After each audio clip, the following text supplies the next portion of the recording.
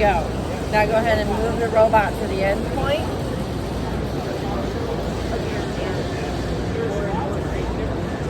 Good. Wait. Click on the end. Now hit approve. Very nice. Now you get to come in to cut start. Click on process. And you can, from that drop down menu right there, you can click on whatever process you want.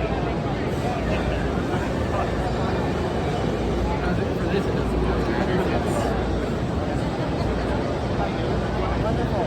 Go ahead and hit play at the bottom.